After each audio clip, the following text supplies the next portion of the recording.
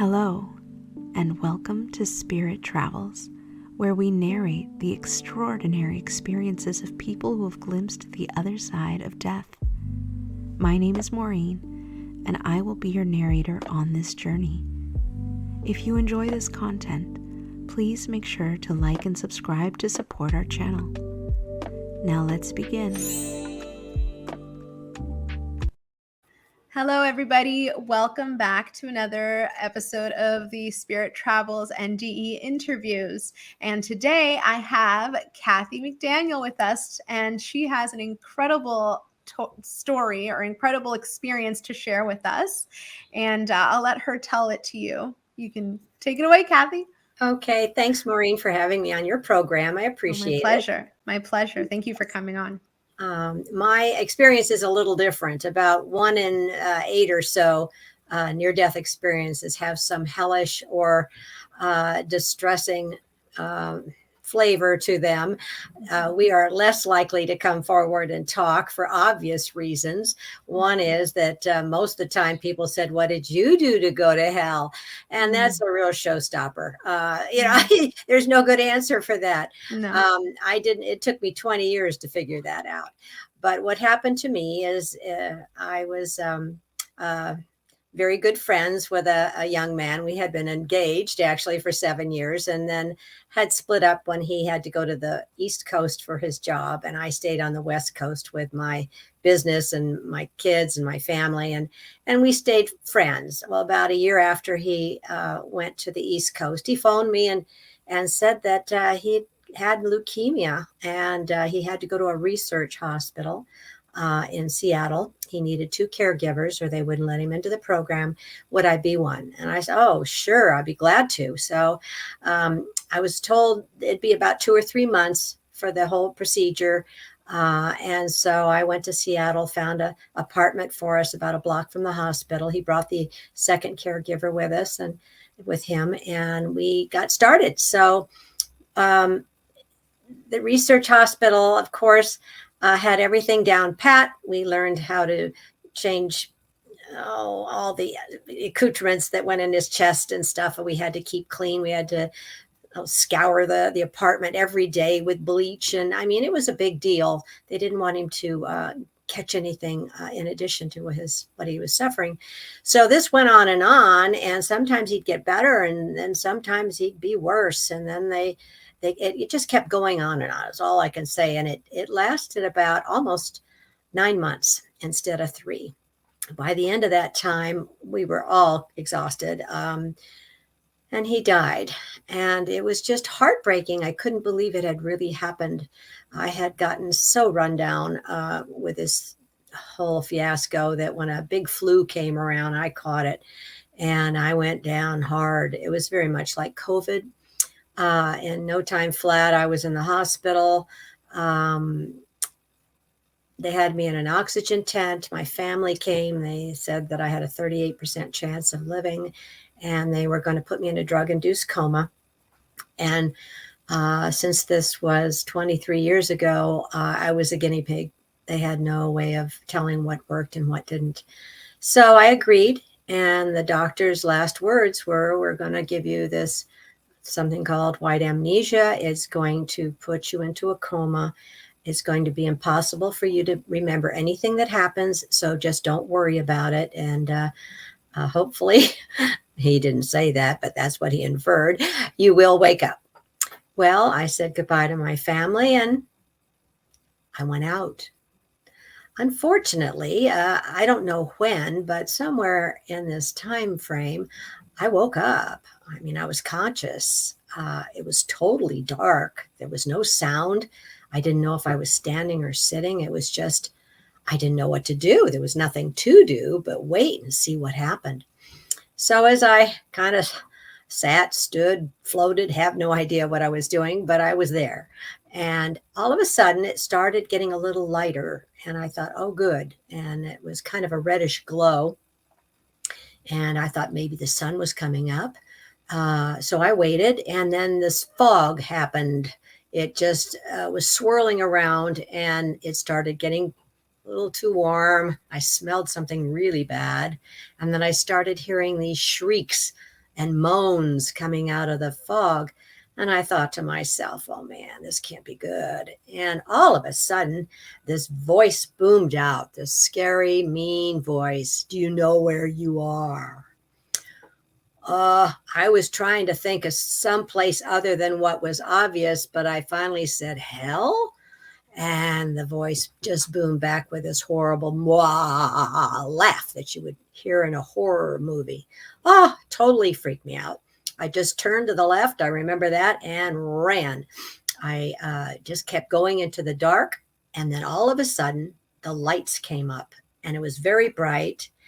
There was fires, there was buildings. I was like in a New York City is what comes to mind, and there had been like a bomb or something, and so the buildings were falling over, the windows were blown out, there was rebar sticking out of concrete, chunks of it all over the place. People, I could hear them, but I couldn't see them, and there was smoke, and I thought, oh man. So I just tucked into some concrete chunks and tried to get my bearings. I knew this was dangerous, and I didn't feel like being out in the open. During this time, and I do explain more about this in the book, it's kind of involved, but there were creatures or people, and they were hiding, and then they would slink up on me, and then there was like this skittering metallic sound of something large going by, and I thought, oh crud, maybe it's aliens.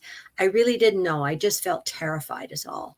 So I felt very exposed out there just behind a piece of concrete. So I ran to where there was a wall, and I tried to scrabble up at that, and I could see these other beings coming, and I lost my balance, and I fell backward onto the concrete, and I waited for the pain, but everything went black.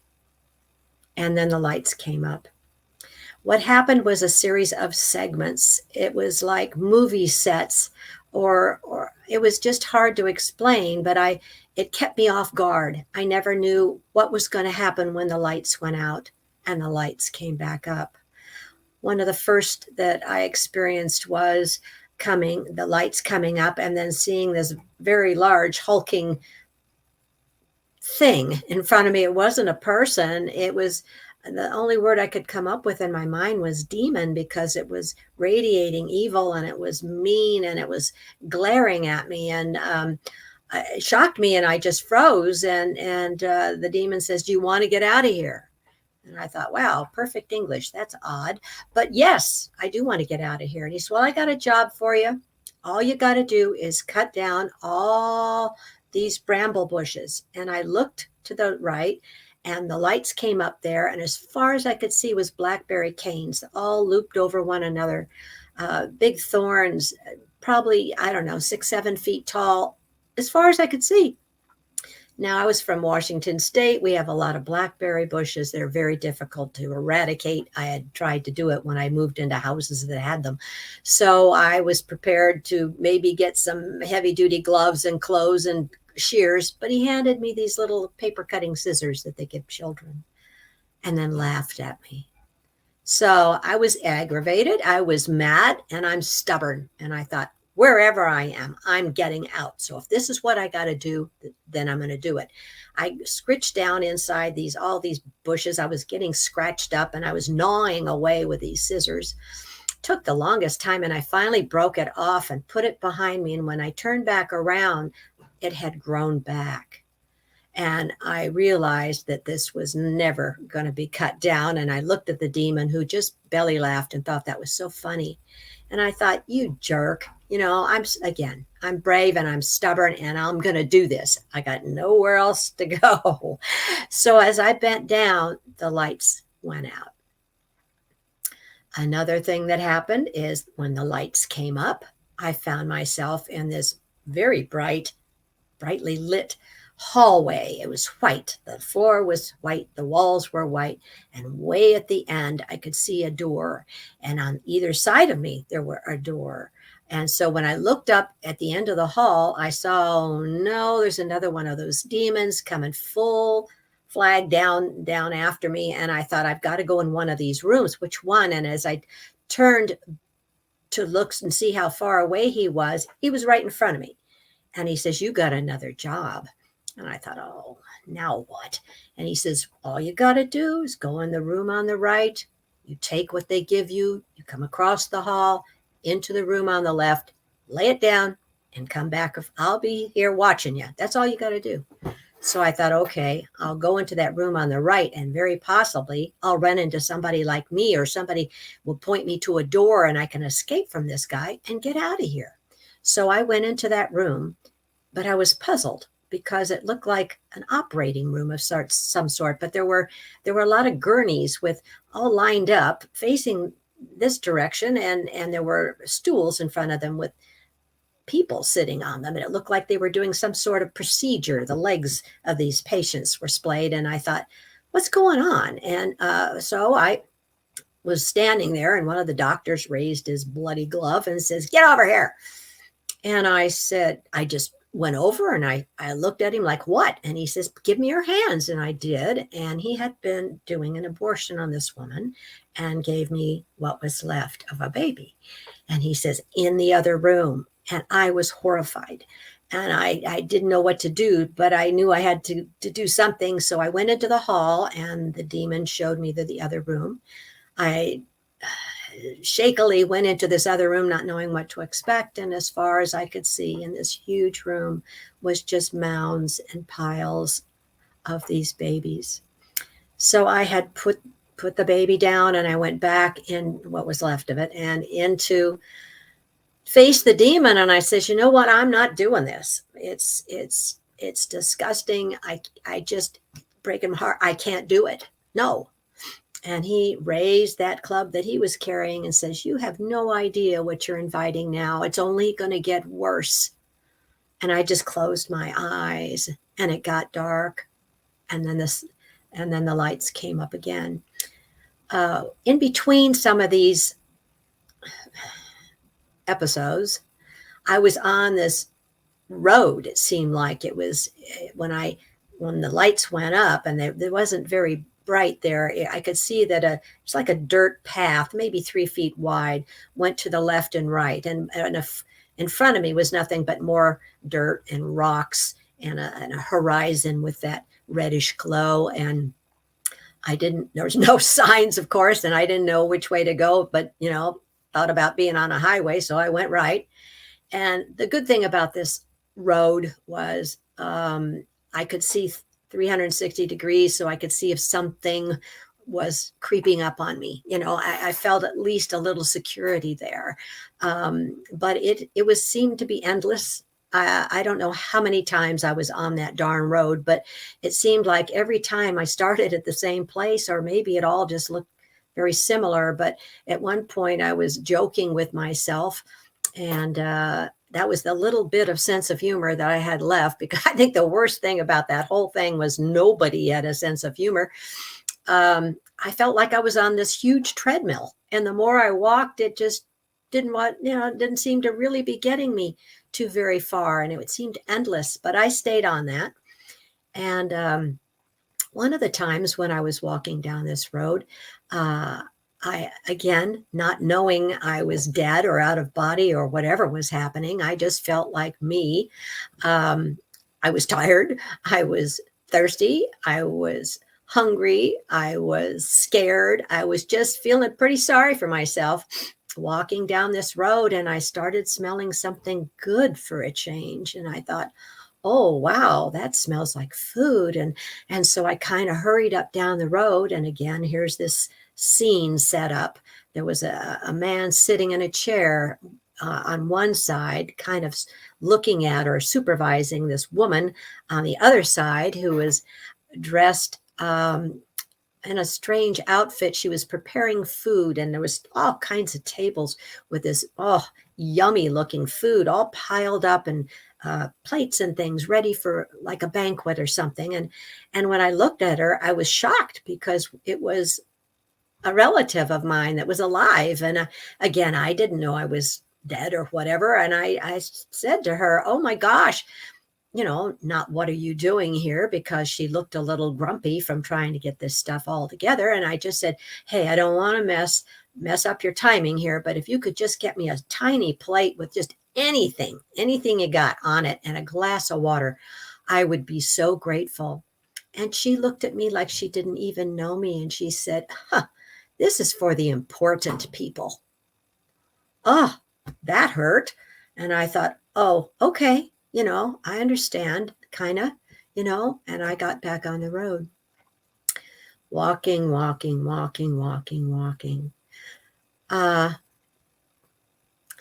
Probably the worst situation was near the end. And of course, I didn't know when the end was coming. I knew that I just couldn't give up. I knew that the despair would be an unforgivable sin that was pounded into me by the nuns in Catholic school, that you never give up, meaning on God. But I didn't really think of God there. There was no thought that ever was able to bring God into my consciousness. I was just in this terrible predicament.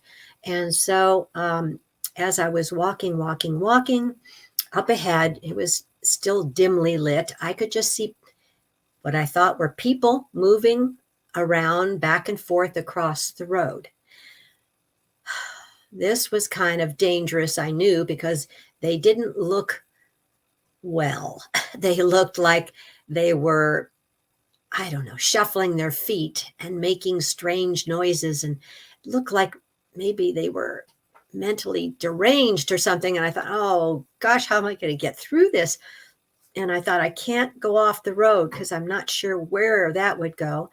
So I thought, well, I'll just pretend to be one of them. I'll just kind of walk slowly and shuffle and maybe make one of their sounds, and maybe they won't notice, and I can get through them and onto the road. There's got to be a way out of here. So I did.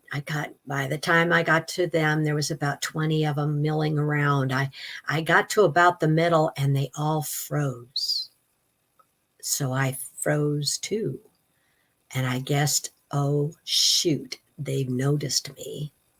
And I stood very still, but all of a sudden, the ones that appeared to be women, they had shawls over their heads and kind of ratty looking skirts, and they kind of moved to the outside, and the men what were left kind of circled around me. They were a little closer now, and I could see they had leprosy or something. Their skin was like falling off, and oh, it was just a horrible scene. And I was quite frightened. And then all of a sudden, one came up and pushed me in the chest, and another one pushed me, and I fell. And now they were kicking me, and they were doing awful things to me. I was there for quite a while, and I was abused by all of these horrible men. And the last one leaned over and said, we have AIDS, and now you have AIDS, and now you will look like us because you can't die. And again, I was so confused and horrified and scared, and they moved back. And all of a sudden, this demon-like woman came up and said, you're one of us. Come with me. Well, I had nowhere else to go, so I gathered up what I could and stood up and followed her to where there was a group of women that looked like they had had the same experience that I had. And she said, now we're going to our next location, and get in line in order, one by one.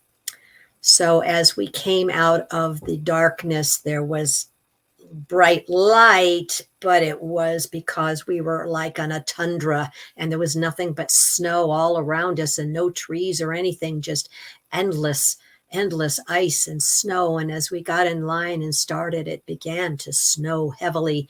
And again, there's no time on the other side, so I had no idea how long we were walking. But by the time we got to where we were supposed to be, the snow was chest high, and I could see us from above as we had this long line of us walking in the snow. Eventually, we came to this ratty cabin of some sort. It had no insulation. It was wood, and she shuffled us in, opened the door, and then closed it. And we sat on the floor and huddled together to try and keep warm. And she says, now we wait for customers. And we knew this was not good. And it was just going from bad to worse. And I was getting a little discouraged. And I said to this demon lady, you know, I've been here a very long time, and this seems like a particularly heavy, rotten day. Is there something I don't know about? And she says, oh, yeah, it's Christmas on earth. That's always the worst day in hell. That word hit me. And I thought, oh my gosh, my mind was worrying, and I thought, how did I get here? How do I get out? And what's going to happen? And all of a sudden I got angry again. I thought, no, I shouldn't be here. And so I just crossed my arms and said to myself, well, if it's Christmas, I'm going to sing a Christmas carol. I knew that would get her goat. So I started off with my favorite, which is Away in a Manger. Away in a manger, no crib for his bed. And she turned around and she shouted at me, shut up. And then the other lady started in. And they were singing the Christmas carol. And when it came to the part, and the little Lord, and before we could say the next word, the demon lady jumped at me and shrieked. And I closed my eyes. And I opened. And this bright light came up. But this time, it was a warm, beautiful, loving light that just embraced me. And this bliss just bloomed in me. I thought I was going to explode, and joy. And it was like swimming in love is all I can say. It was just wonderful. And everything that had happened before was just gone. I was just transfixed and transformed by all this love everywhere. And the light started to soften a little bit. And I felt like I was standing. And then felt like I was in this huge marble cathedral. It was just beautiful. And I could see a small door.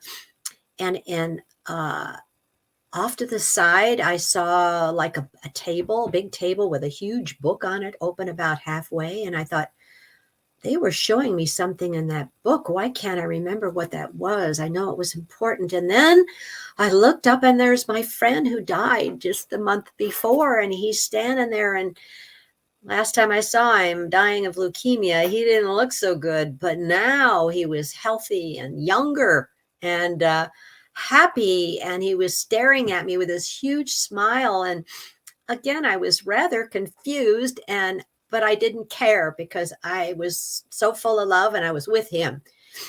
And I thought to myself just real quickly, oh my goodness, he doesn't know he's dead. I don't want to be the one to tell him. And he started laughing really loud. And I thought, I didn't say that out loud. He must have heard my thoughts. And ding dong, the lights went on. And I thought, wait a minute, if he's dead, then I'm dead. And we are in heaven. And this is such a good news.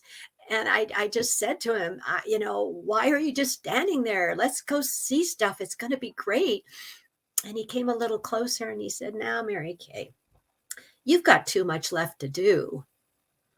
Oh, I was devastated. I thought, no, you can't be throwing me out. No, no. I crossed my arms and I stamped my foot like a 2-year-old. And he just looked at me kindly. And the lights went out and the lights came up. And I did a little timeout. I think I was so angry. I think they gave me a little time out. I kind of came down this stream, until the lights went out. And the lights came up and they were way too bright. And there were people milling around. And I thought, oh no, I'm back hell again. And then one of them turned around and says, Mom's back. And I thought, what? And then my mom turned around and my daughter's there. And I thought, what's going on? And I couldn't move and I couldn't talk. There was something in my throat. And I was just terrified all over again. And my daughter sat down and says, oh, Mom, you've been so sick. We thought we'd lost you. And you're back. And we prayed so hard. And I thought, prayed so hard. Oh no, is that what happened? Is that why I got thrown out? And it was a good thing I couldn't talk because I was not happy to be there. And it took a while. And finally, I understood what had happened physically. I couldn't forget anything that had happened to me. It was still so fresh. It was so real. And I was scared to death that demons were going to come back and get me. So I wouldn't go to sleep unless somebody was in the room. And I was in the ICU for a total of a month, 3 weeks in the coma. And then after that, I had gotten down to 86 pounds, being on just a nasal tube for 3 weeks. And I had no muscle mass, no muscle memory. I had to go to a physical rehab at a hospital for a month and learn how to walk and talk and crawl and button things and swallow. I was just like an infant. I had to learn all that again. It was very humiliating. It took a long time. And finally I got out and had to go. I stayed with a friend, and that whole hell thing just was eating me up. I was so frightened, and I didn't know why. I mean, I had been a good Catholic girl. I mean, I had been told all my life that nobody went straight to heaven. I mean, everybody went to purgatory, except maybe Mother Teresa, but the rest of us would end up in purgatory when we died. And it was like hell, except you got out. And I figured, okay, that's what it was. I was told this would happen, and it did. And I did get to heaven. But still, I thought, oh no, I'm back on earth and I'm going to sin again and I'm going to go to that place. I was a wreck. And I had nobody to talk to about it. Nobody wanted to listen. My mother and family said, what did you do to go to hell? I mean, I didn't know what to do. So as I was recovering, about many years later, I suffered with this. I kept continually writing it out, trying to get it out of my head, putting the papers in drawers, but it just wouldn't go away. And finally, about 12 years after this happened, there was a series of synchronicities where I knew a friend who showed me a place to go with another friend who talked me into going to another place. And these people talked to me of IANDS. That's IANDS. That's the International Association for Near-Death Studies. And it was in Seattle. And I was living just 45 minutes away. So I did go to a meeting, and I listened to all, stories of all the angels and, heaven stuff. And I thought, I don't belong here. I didn't know where else to go. Eventually, someone questioned me why I was so quiet. And I said, well, my experience wasn't like that. And they sent me to someone who knew someone who says, okay, you need to read this story, Howard Storm, Nancy Evans Bush. There were a few people that had distressing experiences. So I started feeling a little better about things because these were very good people, and reading what their explanations were for what they thought happened. And then now here we are, another 10 years down the road. And I have a sharing group with IANDS once a month for people who have distressing near-death experiences. And I have come to the conclusion by speaking with hundreds of these other people at conferences and listening to their stories that God is all loving and all forgiving, and we all go to heaven. There is a life review, but there is no judgment. God does not judge or condemn anybody. The reason I was there is I manifested that myself. I believed I was going to go there with all my heart. And so I made that experience for myself. Another thing we believe is that we plan our lives, that we are all, our souls are pieces of God. We start off in heaven. We come to earth to learn things. Earth is a school, and we can learn. Mostly what we want to learn is how to love. We want to learn how to be loving and kind to one another. And it's very challenging here, as you well know. And so when we come here, we have our lives planned out. The people that come with us. A lot of them are our soulmates, and we scatter. Some of us are family members. Some of us are people that we just meet once in our lifetime. And then when we finish here on earth, our term, which we predetermine, we go home. Heaven is home. We belong there. And we have a life review. And this is not a judgment. Again, you have a couple of angels or guardians, then you get to see your life. It's like this super movie from the time you're conceived to the time you go home.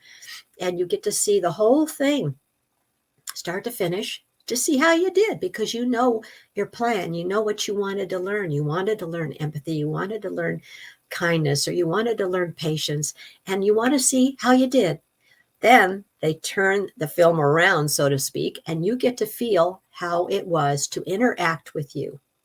So if you were mean to that guy at the store, you'll get to feel his pain. If you were nice to somebody, you'll feel their gratitude. You'll feel their love. So this is not a judgment. This is just, how did I do? And then you go to heaven. And heaven is huge, and it's got all kinds of things that we can't even begin to understand. And there's reincarnation if you want to come back and try Earth again, but that's supposed to be the toughest gig. So I don't know if I'll be coming back here. But there's other places, other planets, other galaxies. That gets beyond my experience to what I have learned from other people. But yes, I have changed. My whole life has changed because of this. Mm-hmm. Thank you so much, Kathy. That's incredible. Your account is incredible and harrowing. And how long were you in heaven and in hell for, estimatingly? Like, I know time doesn't work the same. Yeah, but if you were to guesstimate there. It felt, when I got back and I was laying in that bed and I was recreating all this stuff that I'd gone through, I figured I was in hell for about 2 years, with all the walking on the road and all the, the things. It was just a long time. But again, there's no time. Right. In heaven, shoot, maybe 10 minutes. I was thrown out so fast. I was so upset. But again, those were eternal. Heaven's eternal. What I made for myself seemed to be a long time, but there's really no time involved. Interesting. Yeah. I think 2 years is insanely long to be in hell. Yeah. That's rough. And I can understand if you get to spend 10 minutes in heaven, they're like, oh, no, you got to go back. I would be frustrated too. That was like, awful. I just spent 2 years there. Come on, give me a break. Yeah. So yeah, but now it's okay. I know it's been 23 years. I at first I thought, okay, I'm going to get everything done. I'm going to go home. It doesn't work that way. So it's okay now. I'm 76 years old, right? How much longer can I live? My mother's 95. That's not very encouraging. But yeah, I know that if I keep getting on these podcasts and telling people, the people that need to hear this message, that God is all loving and forgiving, and you've planned everything that's happened to you. I don't feel like a victim anymore. For so much of my life, things would happen, bad things. And these are the things that I took to hell with me and made them a little bigger. And now it took me a long time to realize I can name now each one of the things that happened that caused me to say, this would be good in hell. But it's just, I don't feel like a victim. And I think a lot of people do in this life feel like everything's out of their control. But once I learned to say, okay, this sucks, but I planned it. What did I want to learn? Do I want to learn? A lot of times it's patience, it's patience with people, and patience, and kindness and compassion. And when I got back, this was stuff that I needed to process for the 10, 11, 12 years before I could even get to the next step. It was, I at one time I was praying really, really hard, God, I don't want to go back there again. What can I do? Give me something positive. I'm so sick of thou shalt nots. They're just antiquated. Give me something I can do. And it came to me in two words at a time. And it was be loving and kind. merciful, forgiving, encouraging, grateful, non-judgmental. That's a big one for me. And useful. So every morning when I get up, I set the intention, you know. So if you can't remember all that, it's loving and kind. Just go from that direction, and it'll be great. You know, your life will not be magically better, but you'll be having a much nicer life. You know, that's so funny. Sometimes people do things, you know, cut you off in traffic or whatever. And I say, see you in the life review. Well, absolutely. Now that I've heard so many near-death experiences and heard the life reviews and heard like that, it's almost unanimous that when people have their life review, they're seeing it not only from their own perspective, but from the perspective of the people they've affected. So now knowing that and hearing that so much, I think it makes us much more conscious of how we behave in the world, right? Oh, yeah. Because we're not going to only experience. That's the point. Yeah, you know, absolutely. We need to realize it's just not all about us. Amen to that, sister. Yeah. Amen to that.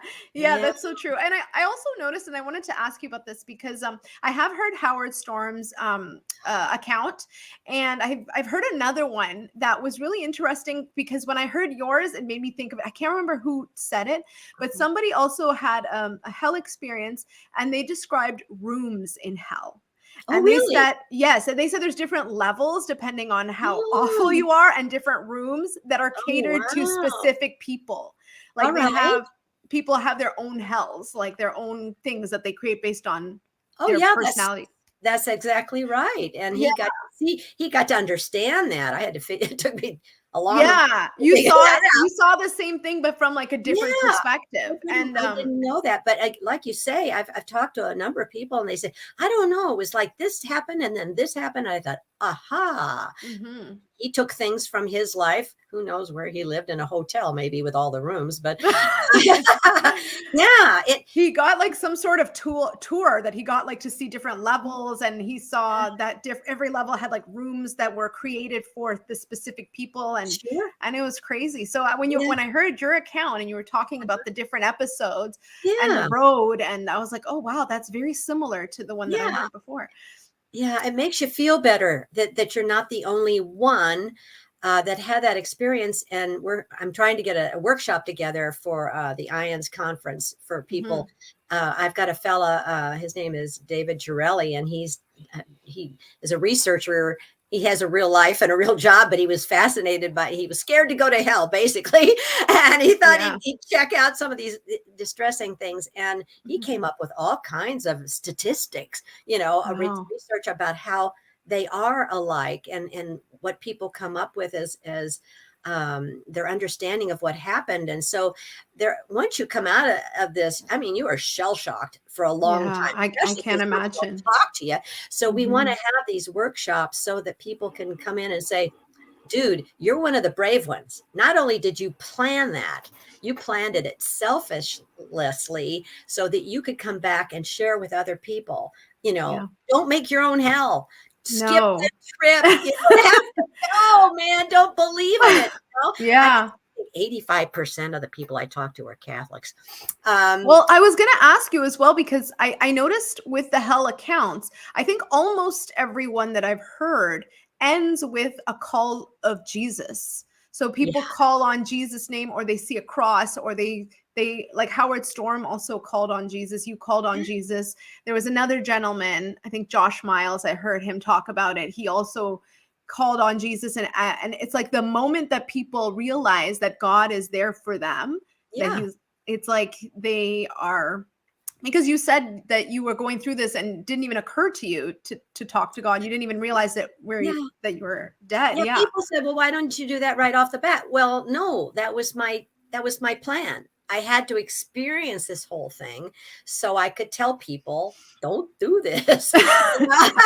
and don't get there and say, Jesus, just don't get there. Don't believe that, because God is not going to judge you.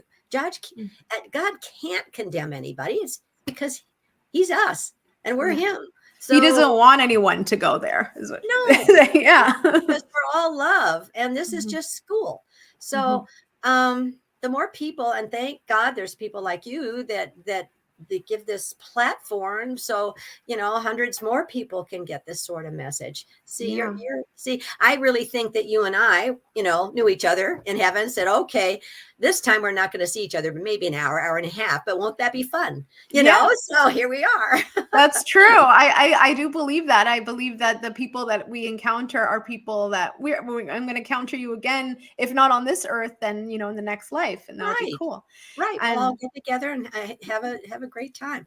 I joke about, okay, I'll be in the bar and we'll have free. I'll be on the dance floor. I'll be on the dance floor. We're going to have hot music. Yes. I mean, it's just really going to be fun.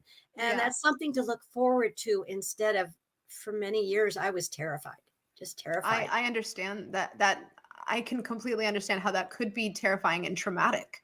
Yeah, absolutely. Yeah. Especially because you experienced it, not like a dream or anything where you wake up, you experienced it as reality in your soul, that didn't go away. Because when I got back, people said, "Oh, it was the drugs." It was. I said, "No." He told me my brain was offline, man. There was no way I could remember anything, and I don't remember anything about them sticking things in me and all that. Not a thing. Yeah. But this, is still very fresh. Did you, when you were dead, in hell or in heaven, were you able to hear or see or sense the people other than, I remember you told me that you encountered a woman who was alive on the road and she was cooking something, but like your friends, family, were you able to encounter them, sense them, anything like that? Yeah, there was another relative that I saw there that didn't go well. And, when I got back, I thought, geez, do I tell these people I saw them? I mean, that's a real conversation stopper. I saw you in hell and I've got this message and you'd better listen. So I did tell the first lady, I saw her in a situation. And when I came back, I said, maybe you should concentrate more on your inner beauty than your outer beauty and not be so critical of people because they don't dress nice and all that stuff. I think that might be a problem for you. Well, after about 2 months, she broke off our relationship and I haven't talked to her in 23 years. So the other one, however, I did tell her, she was a younger person, and it turned out she was in a really, really bad relationship and she was feeling like a slave. And he was using her to up his status, job, and so she was losing herself badly and she was very depressed. And so I told her this and she just kind of looked at me with glazed eyes and said, uh-huh. And then about 10 years later, after that, we were having Christmas and she handed me a glass of wine. Okay, I'm ready to hear your story again. And I told her and she says, you were dead on. I had to get out of there. He was just killing me. He was using me and I was just dying inside. She says, I am so happy now. So she says, that's so weird though. I said, I know, but yeah, she needed to hear it. Yeah. It's crazy that you got a message for her in that way. Like, very unconventional way. Yeah. So I know that whole thing was, I mean, heaven was real. You can't make that up. There's no way you can feel that way because it felt like I was told somebody the other day, like when you go into Safeway or something, you get a balloon for, one of those helium balloons and they got this little rubbery balloon thing and they put it on the helium and they turn on that thing and it goes whoosh. That's how I felt. I felt like I just exploded with this love. And there are times when I can get, in meditation or something where I can call on that love and I can only experience it for a couple of seconds because I feel like my heart's going to explode and I start to cry. The joy is so great that you can't, you just take a little small piece because our bodies can't hold that much love. Wow, that's incredible. I can't wait to experience that. I want to go home.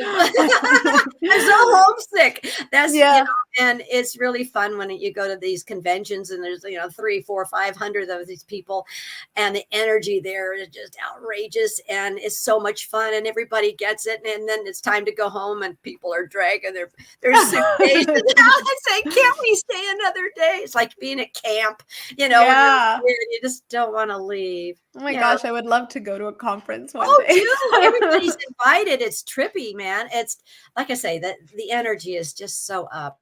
It's beautiful because And the energy yeah, totally. And it's such a contrast, I feel, to the materialism that kind of permeates our world, to actually be among people who are like eternal focused, you know what I mean? Like focused on the eternal.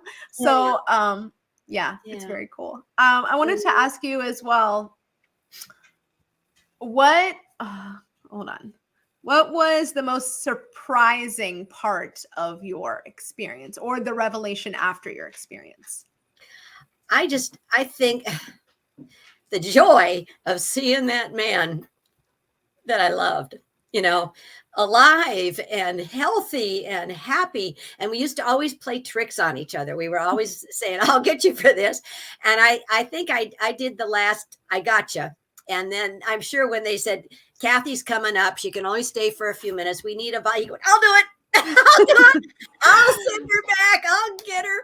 And I still, you know, feel that, you know, it was just him and me just being us.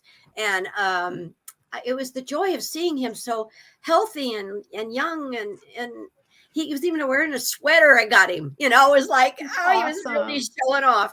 And it's knowing, I mean, I keep his pictures on my, you know, on my dresser, and we talk all the time, and I know he's saving me a place, and we're gonna laugh about this, you know.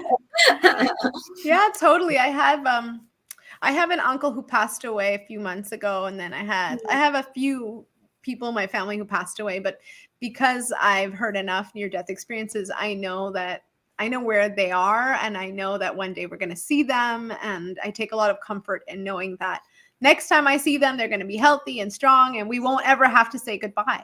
No. So that's the best part. Cool. Yeah. My dad died of COVID a couple of years ago. He was 97, and he was the only one that would listen to me. In fact, he wrote the first chapter of my book. And, you know, it's hard to write a memoir because people were still alive. I didn't want to get sued. So I had to change all the names and all that stuff. But he read it and he believed me. And he'd had a near-death experience of his own. So he was a little more open. And he's still with me. He plays this joke on my mom and I. When I was a teenager, back in the, you know, dinosaur age, we had the phones, and you could only talk for so many minutes, and he'd time us, man. I mean, you got 15 minutes, and he'd be in, you know, around the corner with a watch. It was terrible. So now my mom and I, when we talk, usually after about a half an hour, she has to mention, she could talk about the same thing over and over for a long time. So he knows I get a little tired. So at 30 minutes, the phone goes dead.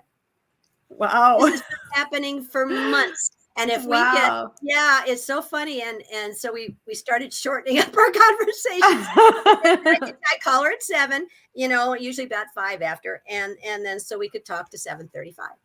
And so last night it had been, at least 2 weeks since anything happened, because we joke and say, we better get off the phone. You know who's going to hang up. And it doesn't matter if I'm on my cell phone or if she's on a landline or a cell phone or anything. Doesn't matter. It just click. Goes dead. Wow. So last night we'd forgotten about it. And here it was, you know, we were talking, and all of a sudden I says, okay, well, maybe mom. It was 7:35. You know, and I called her back. She says, I guess we went over the limit. And she says, that's fun to know that every night he's with us talking. He likes to be with us and hear us talking. Yeah. And that's been really good for her. I mean, they got married. She was 15. He was 17. She'd never lived by herself ever. And now she's 95. And, you know, so anyway, my sister and I try and take care of her, but I live Washington. She's in California. I just got back. But yeah, it's cool to know my dad's still keeping an eye. He's so good. I've got a picture of him up there holding my book, our book.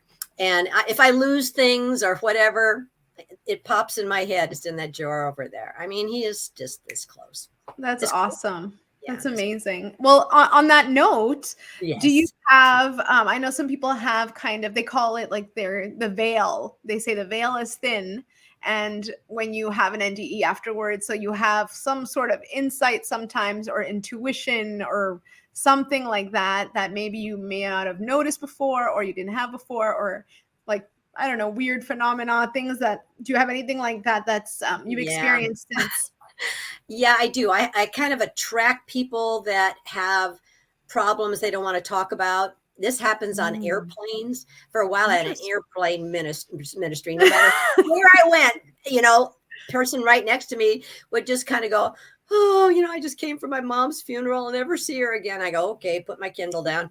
And we talked the whole 2 hours. This happened a lot. And even and then COVID came, so that kind of got shot. But I'll be with somebody and how are you? And they'll say, fine, things are great. And I thought, no, they're not. I'll say, I think it's something about, and I'll get and then I'll just say, oh, how's it going with your daughter? Oh, blah, blah, blah. So I do have, it's an empathy thing, I think. Yeah. Like some sort of sense, like an intuitive sense. Yeah. Yeah. I can feel their sorrow, I guess is what it is. And they usually feel better after I seem to know what it is they need to hear. And that's cool. That's that whole loving and kind thing. Taking the time to say, instead of saying, I got too much stuff to do today, she can find somebody else to talk to.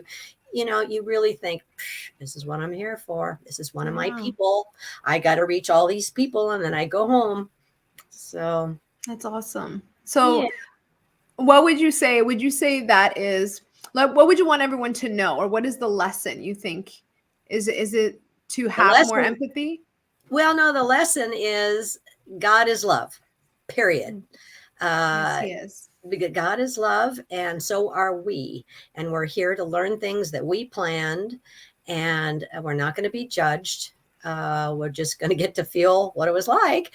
And then just be loving and kind. That loving, kind, merciful, forgiving, and all that stuff. Just loving and kind. It's easy instead of don't do this and don't do that. And it's just set the intention. You're going to fail sometime. I mean, heck, we're human. That's why we're here. Is if it was easy, it wouldn't be worth anything. It's got to be hard. Just relax and know you're loved. Yeah. It's very profound and super hard to do on this earth when there's so much, it's just hard. I don't know why.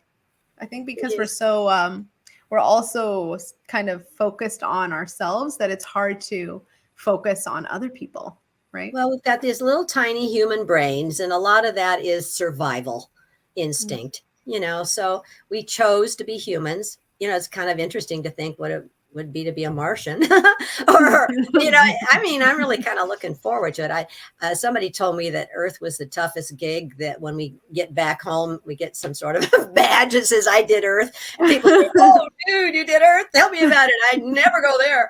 So that's, of course, not specifically you get a real badge, but I don't know where you clarify. It's just, I like to lighten up. I think laughing, and I think God has a terrific sense of humor. Amen to that. And that's how we get through. That's how I get through. If I can laugh at it, it can't hurt me as badly. Yes. Well, you are a very resilient person, and you are, and you're a very strong person, and you're very wise. And I really appreciate you sharing your wisdom. Oh, thanks, Maureen. I'm so glad to meet you. You've got a great program. I listened to a couple of your things.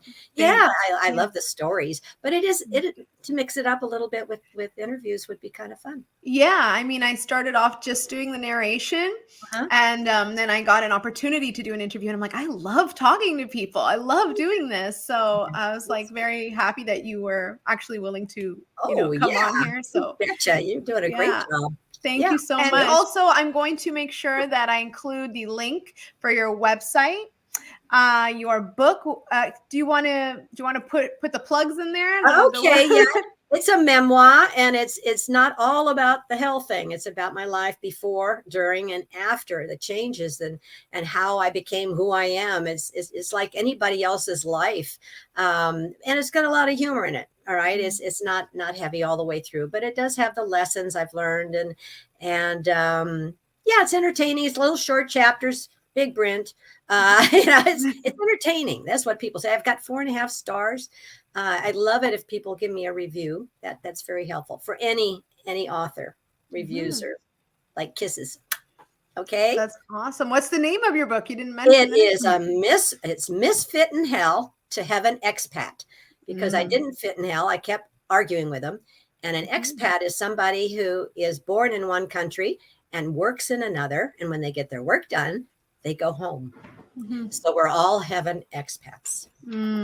That's right. I love that. Thank you so much, Kathy. I'm going to make sure that I tag your book, your website, everything. And I really appreciate your time. I don't want to take too much more of it. No, it's fine. Thank you, though, for having me. Take care. Thank you so much. Have a great weekend. Okay, bye. Bye. Thank you for listening. If you have had an NDE that you would like to share, please email us at travelsinthespirit@gmail.com. Until next time, God bless.